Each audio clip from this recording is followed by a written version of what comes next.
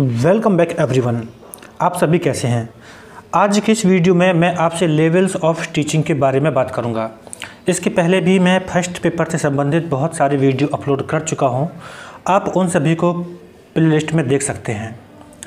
आज मैं आपसे लेवल ऑफ टीचिंग के बारे में बात करूंगा, जिसमें बात करूंगा मैं आपसे मेमोरी लेवल के बारे में। मेमोरी लेवल जिसे कहते हैं स्मृति स्तर शिक्षण, और इसके बाद दूसरे स्तर पर मैं आपसे बात करूंगा अंडरस्टैंडिंग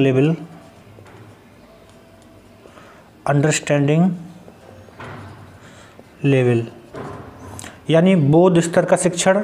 और इसके बाद जो तीसरा है दैट इज रिफ्लेक्टिव लेवल, जिसका मतलब होता है चिंतन स्तर का शिक्षण। तो इसके बारे में मैं आपसे बात करूंगा। इस कॉन्सेप्ट को समझने के लिए सबसे पहले आप मेरी बहुत बेसिक बात समझने की कोशिश करें। आप अपनी लाइफ के बारे में सोचिए और आप उन चीज़ों के बारे में सोचिए जो आपको अपनी लाइफ में आती हैं या फिर जिनके बारे में आपको पता होता है। आपको वस्तुओं के बारे में, चीज़ों के बारे में तीन तरह से पता होता है। एक स्तर वो होता है जहाँ पर आप केवल चीज़ों के बारे में जानते हैं, पता होता है कि ये केवल होता है। दूसरा स्तर वो होता है जहाँ पर आप चीज़ों को जानते हैं और उसके बारे में आपको उसकी समझ होती है, उसके बारे में और ज़्यादा ज्ञान होता है। और तीसरा जो स्तर होता है वो एक ऐसा स्तर होता है जहाँ पर आप चीज़ों को जानते हैं और उसके बारे में आप अच्छे से चिंतन कर सकते हैं और ख़ुद से चीज़ों को अच्छे से सोच सकते हैं, उस पर विचार कर सकते हैं। इस तरह से आप तीन चीज़ों के बारे में जानते हैं। तो यही यहाँ पर मेमोरी लेवल, अंडरस्टैंडिंग लेवल और रिफ्लेक्टिव लेवल है। इसी को आधार मानते हुए आप इन सभी बातों को समझेंगे। अब मैं आपसे एक एक करके तीनों स्तर के बारे में बात करूँगा। सबसे पहले मैं आपसे बात करूँगा मेमोरी लेवल अर्थात स्मृति स्तर के शिक्षण के बारे में। तो पहला पॉइंट यहाँ पर ये आता है कि इसे किसने प्रतिपादित किया था। तो इसको हर्बर्ट द्वारा प्रतिपादित किया था, आपको ये याद रखना है। अब दूसरा पॉइंट है कि ये है क्या, इसको समझने का प्रयास करते हैं। देखिए, मोस्टली चीज़ें वैसी होती हैं जैसा कि उनका नाम होता है।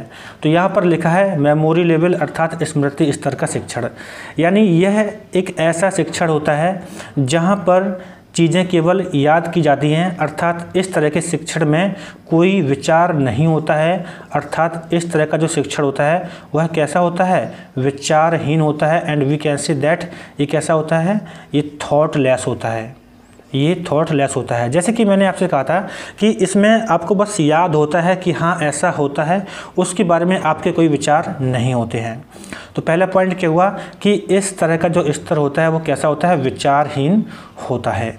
और इसके बाद जो दूसरा पॉइंट ये है कि इस तरह का जो स्तर होता है, इस तरह के स्तर में जो छात्र होते हैं वो किसी भी विषय वस्तु को, किसी भी कंटेंट को क्या करते हैं, केवल कंठस्थ याद करते हैं।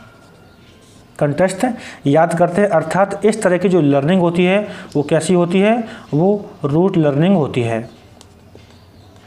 बस वो चीज़ों को केवल याद कर लेते हैं। और यहाँ पर एक इम्पॉर्टेंट दूसरा पॉइंट आता है कि इस तरह के शिक्षण में बुद्धि से डायरेक्टली कोई संबंध नहीं होता है।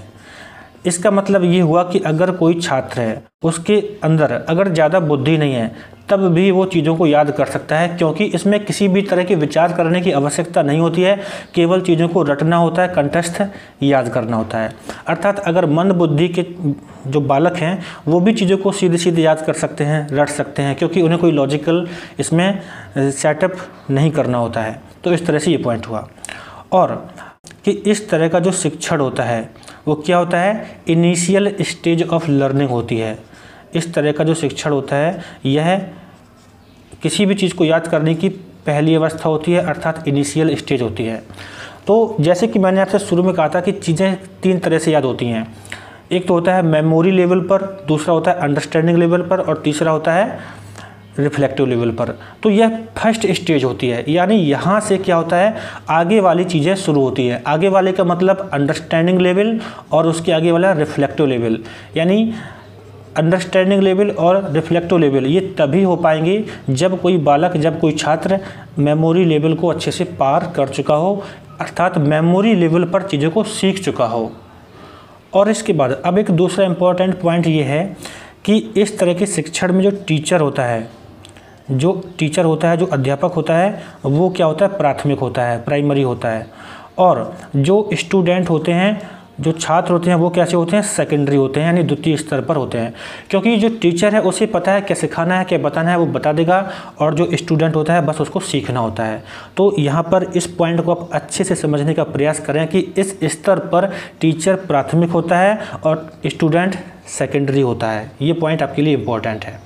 इसके बाद मैं आपसे एक और बहुत ही महत्वपूर्ण पॉइंट के बारे में बात करूँगा कि जो इस तरह का शिक्षण होता है वह किस तरह के शासन के अंतर्गत आता है। अगर आपने मेरा पहले वाला वीडियो देखा है तो आपने वहाँ पर देखा होगा, मैंने आपको 3 तरह के जो शिक्षण होते हैं उसके बारे में बताया था कि एक तंत्र में कैसा शिक्षण होता है और प्रजातंत्र में कैसा होता है, हस्तक्षेप रहित में कैसा होता है, इन चीज़ों के बारे में बताया था। तो ध्यान रखिए, जो यहाँ पर मेमोरी लेवल का जो टीचिंग लेवल होता है, यह एक तंत्र शासन में होता है। कहाँ पर होता है, यह एक तंत्र शासन में होता है। क्योंकि एक तंत्र शासन में क्या होता है कि टीचर बच्चों को बस सिखाते हैं जो उनके लिए ज़रूरी उनको लगता है। यहाँ पर जो स्टूडेंट होते हैं उनको ऐसा कोई आदेश नहीं होता है कि वो अपने हिसाब से चीज़ों को पूछ सकें, ऐसा उनके लिए कोई नियम नहीं होता है। तो ध्यान रखिए, जो मेमोरी लेवल की टीचिंग होती है वो कहाँ पर होती है, एक तंत्र के शासन में होती है। इस पॉइंट को भी आप अच्छे से याद रखें। और इसके बाद अब मैं आपसे द्वितीय स्तर के बारे में बात करूंगा। दूसरा है बोध स्तर का शिक्षण, यानी अंडरस्टैंडिंग लेवल। तो पहला पॉइंट यहाँ पर क्या है कि इसे किसने प्रतिपादित किया था, इसको मॉरिसन ने प्रतिपादित किया था। किसने, मॉरिसन ने। अब समझते हैं कि ये होता क्या है। जैसे कि आपके सामने लिखा है बोध स्तर, यानी अंडरस्टैंडिंग लेवल, चीज़ों को समझना। तो बोध स्तर शिक्षण की वह प्रक्रिया होती है जिसमें छात्रों को किसी भी तथ्य का सामान्यीकरण, क्या यानी जनरलाइजेशन, और कोई भी सिद्धांत जो तथ्य है उसके संबंध में उसका बोध कराया जाता है। इस तरह के चिंतन से पहले जो स्मृति यानी मेमोरी लेवल का शिक्षण हो चुका होता है। तो यह एक दूसरा स्टेप है, यानी बोध कराने के लिए स्मृति का होना आवश्यक होता है। यानी स्मृति का स्तर अगर पूरा नहीं किया है तब उस समय बोध स्तर को नहीं कराया जा सकता है। इसमें टीचर छात्रों के बोध स्तर पर बताने का प्रयास करता है।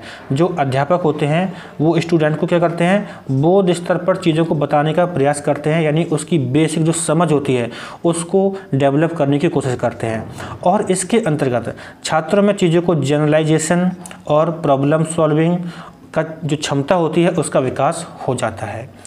और इसके बाद जैसे कि मैंने आपसे कहा था, जो मेमोरी लेवल होता है वहाँ पर केवल टीचर का इम्पोर्टेंस होता है, टीचर प्राइमरी होता है। लेकिन जो अंडरस्टैंडिंग लेवल का जो टीचिंग होता है इसमें टीचर और स्टूडेंट दोनों ही एक्टिव रहते हैं, दोनों ही क्रियाशील रहते हैं। जबकि जो पहले वाला था उसमें केवल टीचर ज़्यादा एक्टिव रहता है, लेकिन अंडरस्टैंडिंग लेवल पर जो टीचर है और स्टूडेंट है ये दोनों क्रियाशील होते हैं, दोनों एक्टिव होते हैं। तो आपको इस तरह से इसे अच्छे से याद रखना है। इसके बाद नेक्स्ट जो थर्ड है रिफ्लेक्टिव लेवल, चिंतन स्तर का शिक्षण। तो यहाँ पर जो पहला पॉइंट आता है कि इसे हंट द्वारा प्रतिपादित किया गया था। किसके द्वारा, हंट के द्वारा। अब देखो कि ये होता क्या है।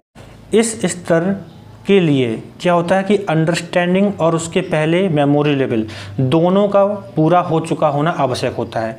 यानी जब रिफ्लेक्टिव लेवल पर पहुंचना चाहते हैं अगर, तो उसके पहले जो मेमोरी लेवल है वो पूरा हो चुका हो और जो अंडरस्टैंडिंग लेवल है वो पूरा हो चुका हो, उसके बाद हम कहाँ पहुँचते हैं, रिफ्लेक्टिव लेवल पर। यह जो स्तर होता है यह क्या होता है, प्रॉब्लम सेंटर्ड होता है, अर्थात समस्या केंद्रित होता है। यानी जो रिफ्लेक्टिव लेवल होता है वो कैसा होता है, समस्या केंद्रित होता है। इसके अंतर्गत छात्र किसी समस्या पर चिंतन करता है।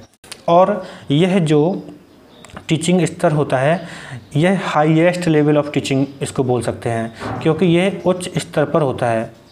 कहाँ होता है, हाईएस्ट लेवल पर होता है।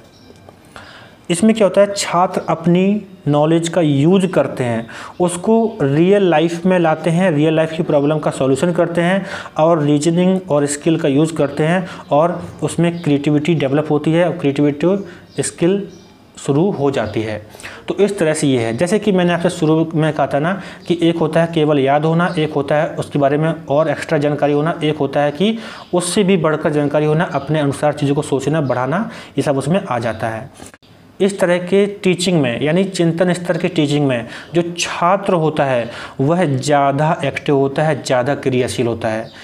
तो आप समझ गए ना, जो स्टूडेंट होता है he is more active than his teacher. अब वो खुद से चीज़ों को समझने के लायक हो चुका होता है। अगर इसको हम बेसिक भाषा में कहें तो पहले क्या है कि बच्चों को या छात्र को केवल जानकारी देना, उसके बाद उनको थोड़ा और अच्छा बनाना कि वो चीज़ों को और अच्छे से सीख सकें, उसके बाद उनको ऐसा बना देना कि वो अपने अनुसार, अपने हिसाब से अपना स्किल, अपनी नॉलेज को यूज़ करके रिसर्च कुछ कर सकें और नया कुछ कर सकें। तो इस तरह से भी हम इसको समझ सकते हैं। और इस तरह के टीचिंग में जो शिक्षक होते हैं उनका कार्य ये होता है कि छात्रों के समक्ष क्या करते हैं, वो प्रॉब्लम को प्रेजेंट करते हैं और छात्रों को ऐसा बनाते हैं कि उसको वो सॉल्व कर सकें, क्योंकि इस स्तर तक उनकी नॉलेज काफ़ी हो चुकी होती है और अब वो चिंतन करके चीज़ों का हल कर सकते हैं। और इस तरह का जो टीचिंग लेवल होता है वो मेनली किसके लिए होता है, हाईएस्ट लेवल एजुकेशन के लिए होता है या फिर हायर क्लास के लिए होता है। तो आई थिंक अब आप चीज़ों को अच्छे से समझ गए होंगे। आप इसको अपनी रियल लाइफ में और आप जो चीज़ें समझते हैं अगर उनसे जोड़ के समझने का प्रयास करेंगे तो 100% आप इसको और अच्छे से समझ सकते हैं। So thanks for watching this video. Please like and share and आप मुझसे जुड़े रहें और भी बेसिक वीडियो प्राप्त करने के लिए।